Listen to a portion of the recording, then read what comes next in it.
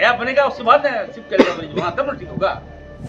Jharkhand RIMS का जो load है न केवल झारखंड का बल्कि दूसरे राज्यों का पेशेंट यहाँ आ रहे हैं, बिहार से आ रहे हैं, बंगाल से आ रहे हैं, उत्तर प्रदेश से आ रहे हैं। उन लोगों को लगता नहीं झारखंड का भी इलाज ठीक हो रहा है। लोड ज़्यादा है और खामियां निकालते हैं, और खामियों को दूर करना चाहता हो नेतागिरी करते हैं, पॉलिटिक्स है ना। भूमि अधिग्रहण कानून, उसी कानून के दम पे ना ये लोग उड़ रहा है। तो भाजपा वाले लोग कि 2013 कानून लागू करो, 2013 का, लेकिन इस बात को नहीं बोल रहा है कि 2015 और 16 में संशोधन किया है ये लोग।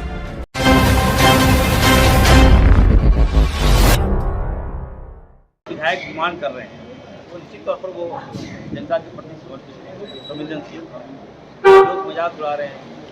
जो स्वास्थ्य के क्षेत्र में जो राजनीति कर रहे हैं, आने वाले समय में जनता अगर उनको पता ही नहीं होता है कि जो लोग मेरा विरोध कर रहे हैं, जो लोग सिम्स का विरोध कर रहे हैं, उनसे मैं कहूँगा कि इन लोगों ने कभी मरीज का इलाज कराया ही नहीं।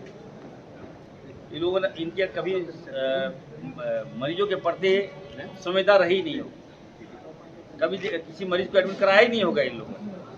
मैं तो वैसे लोगों को इनवाइट करता हूँ कि आप आइए और चलिए रिम्स चलिए, कोई भी हॉस्पिटल चलिए ना मेरे साथ, देखिए क्या हाल है वहाँ।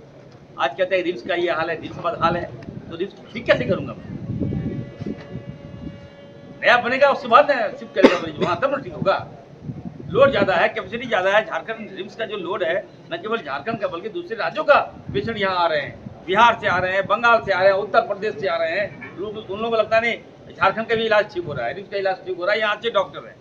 तो लोड ज़्यादा है और खामियां निकालते हैं, और उस खामियों को दूर करना चाहता हो नेतागिरी करते हैं, पॉलिटिक्स करते हैं, और युवा लड़का को बच्चा लोग का विरोध करवा रहा है।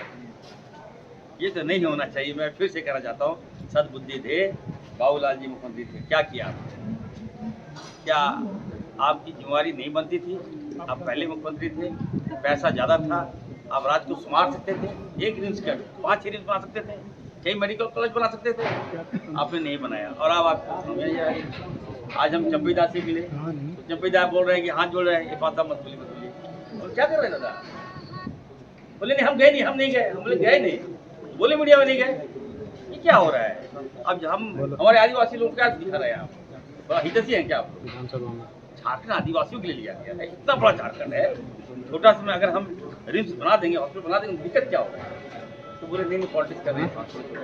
ये हाल है लोगों। लेकिन चंपईदाही तो जनता की अदालत लगा रही है वहाँ पर। 1 से 1.5 लाख लोग जो है वहाँ पर पहुँचेंगे, उनसे बात करेंगे अक्टूबर। इनके पास तो मुद्दा नहीं है का भाव। रिम्स आदरणीय मुख्यमंत्री जी के नाम से बन रहा है। लोकप्रिय मुख्यमंत्री जी को मैंने छोड़ दिया है, मुख्यमंत्री जी के विवेक पर छोड़ दिया है, और मुख्यमंत्री जी ही निर्णय लेंगे। और अगर लगेगा कि नहीं आदिवासी का बहुत हित कर रहा है तो नहीं बनेगा रिसोर्ट। मैं तो उनका हित नहीं करूँगा। हमने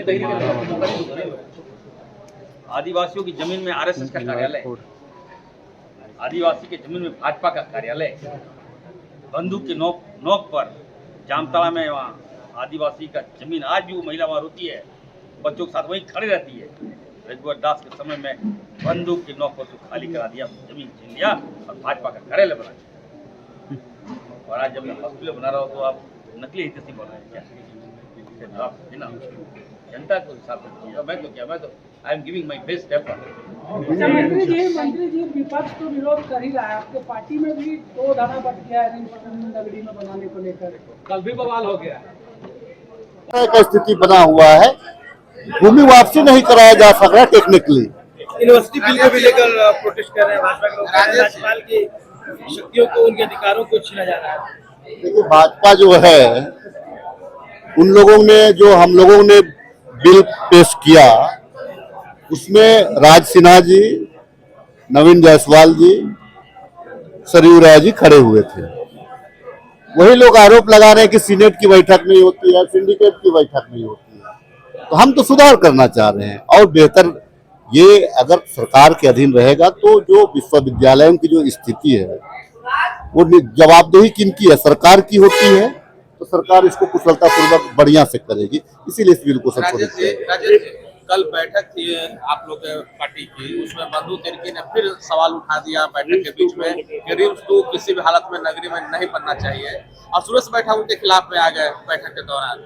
तब कांग्रेस ही बट गई है तो भाजपा में। प्रभारी ने कहा कि अब ये इसका फैसला करेगा। नहीं, इसको जो है सरकार के समक्ष में इन सारी बातों को हम लोग रखने का काम कर रहे हैं। आने वाला दिन कर रहे हैं ना, आप ऐसे बोल करके आप जो है कि देखिए, मैं विस्थापन के खिलाफ में रहता हूँ, काके विस्थापन के खिलाफ में भी मैं हूँ, इसमें कोई दो राय नहीं है। लेकिन 1000 एकड़ जमीन जो लिया है, हम तो अब उस पर दावा बोलेंगे, भाजपा के लोग उस पर भी बोले कि 1000 एकड़ जमीन जो है अवैध तरीका से वहां पे घर आंगना सब बिचवा दिया है। इस पे कोई नहीं बोल रहा है। रिम्स 2 बनेगा, कहीं बनेगा, जरूर बनेगा।